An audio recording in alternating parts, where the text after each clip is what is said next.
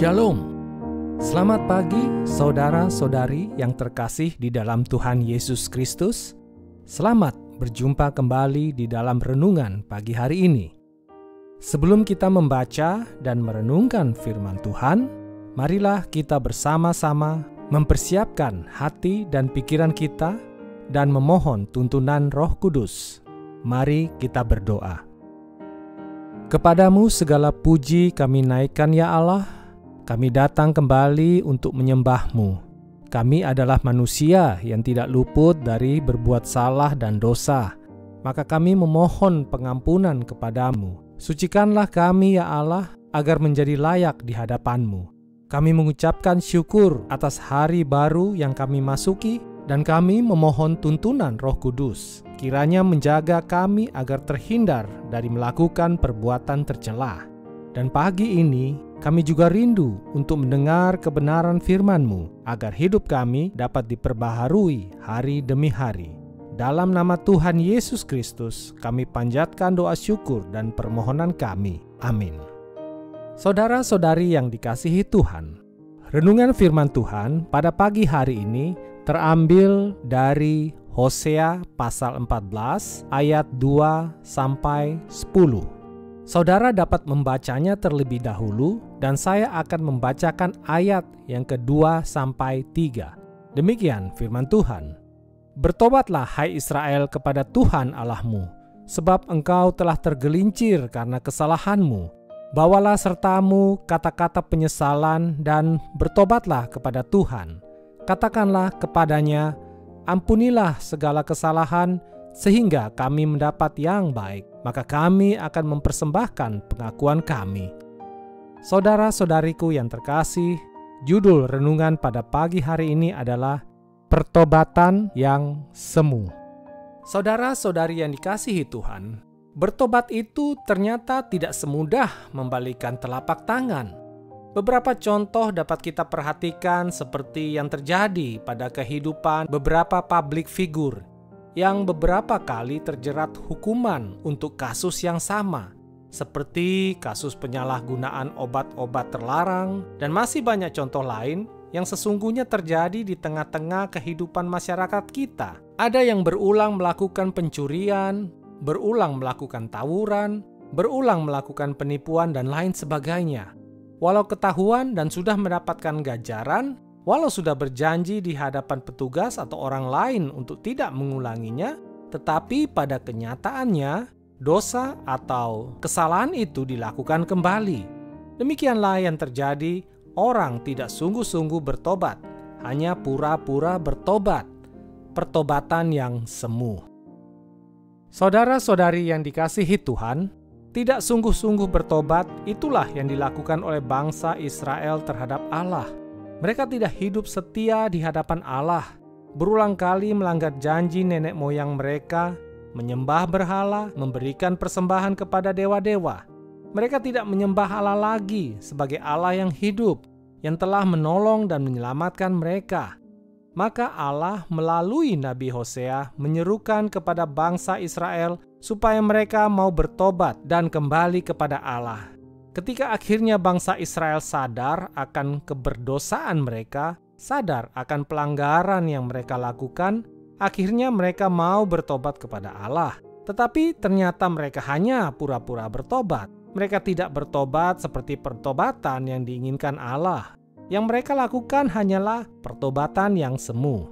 Saudara-saudari yang dikasihi Tuhan, dari nats bacaan pagi ini, kita dapat mengetahui bahwa yang diinginkan Allah untuk dilakukan oleh bangsa Israel adalah agar mereka sungguh-sungguh bertobat di hadapan Allah. Sebuah tindakan pertobatan yang datang dari lubuk hati yang paling dalam, penuh kesadaran, bertobat dengan penuh penyesalan, dan sungguh-sungguh meminta pengampunan kepada Allah. Karena hanya Allah saja yang mampu memberikan pengampunan dosa. Allah mengetahui isi hati setiap orang. Tidak ada yang dapat disembunyikan baginya, karena mata Tuhan tertuju di seluruh penjuru bumi. Ia memperhatikan setiap tindakan yang baik dan yang jahat. Saudara-saudari yang dikasihi Tuhan, di balik seruan Nabi Hosea kepada bangsa Israel agar bertobat, Ia juga membawa pesan tentang janji Allah bagi bangsa Israel jika bangsa itu mau mengambil langkah pertobatan kembali kepada Allah sebagaimana tertuang di ayat ke-5-9. Allah berjanji akan memberikan pemulihan kehidupan bangsa Israel yang sudah merosot hidupnya secara moral. Allah akan mengasihi bangsa itu, sebab sesungguhnya Allah itu pengasih dan Allah juga akan memberikan berkat rohani bagi bangsa itu. Saudara-saudari yang dikasihi Tuhan, pemberontakan yang dilakukan manusia terhadap Allah disebabkan manusia tidak mengenal Allah secara benar. Tanpa pengenalan yang benar akan Allah, maka kita mudah sekali tersesat, mudah sekali mengabaikan kehendak Allah, dan melakukan sesuatu hanya menurut kehendak kita sendiri. Kita menjadi tidak setia kepada Allah. Bila terjadi demikian, maka Allah akan mendidik kita dengan caranya, cara yang tidak pernah kita duga, yang sering kita anggap sebagai sebuah hukuman, seperti yang Tuhan lakukan terhadap bangsa Israel. Tetapi Tuhan tidak membinasakan Israel karena kasih sayang-Nya. Nehemia 9 ayat 31. Tetapi karena kasih sayang-Mu yang besar, Engkau tidak membinasakan mereka sama sekali dan tidak meninggalkan mereka, karena Engkaulah Allah yang pengasih dan penyayang. Saudara-saudari yang dikasihi Tuhan, walaupun Allah itu sangat besar kasih-Nya kepada kita, bukan berarti kita boleh berlaku seenaknya kepada Tuhan. Itu sama halnya dengan melecehkan Allah. Banyaknya persembahan yang kita berikan kepadanya menjadi tidak berguna jika disertai dengan ketidaksetiaan, disertai kepura-puraan dalam bertobat. Maka pengenalan akan Allah secara baik dan benar menjadi sangat penting dan sangat menentukan kita dalam hal bagaimana kehidupan akan kita jalani. Hosea pasal 6 ayat 6 berbunyi, "Sebab aku menyukai kasih setia dan bukan korban sembelihan, dan menyukai pengenalan akan Allah lebih daripada korban-korban bakaran." Saudara-saudari yang dikasihi Tuhan, mungkin saat ini kita lebih mengutamakan harta benda kita, mengutamakan keinginan kita yang kemudian semua itu menjadikannya dewa bagi kita. Kita mulai melupakan Tuhan. Maka pada pagi hari ini, marilah kita kembali berkomitmen untuk berusaha sungguh-sungguh mengenal Allah kita secara baik dan benar, sehingga tidak ada lagi terjadi di antara kita, yaitu kepura-puraan dalam bertobat atau pertobatan yang semu itu. Janji Allah menanti kita yang bertobat dengan sungguh-sungguh. Demikianlah renungan pada pagi hari ini. Tuhan memberkati. Kita akan menutup renungan dalam doa, tetapi jika saudara ingin didoakan secara khusus, hubungi email kami. Kerinduan kami agar channel ini menjadi berkat bagi banyak orang. Mari kita berdoa.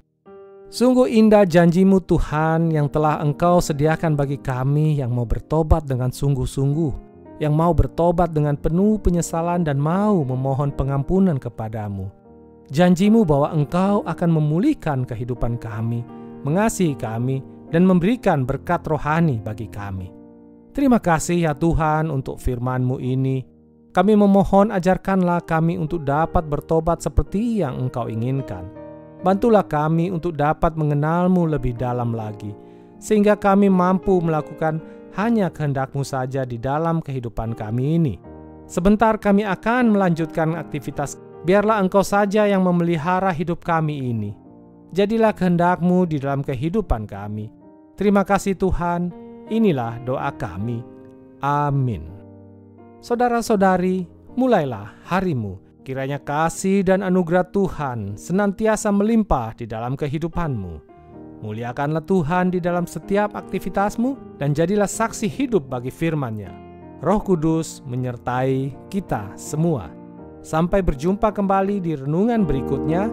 Tuhan Yesus memberkati.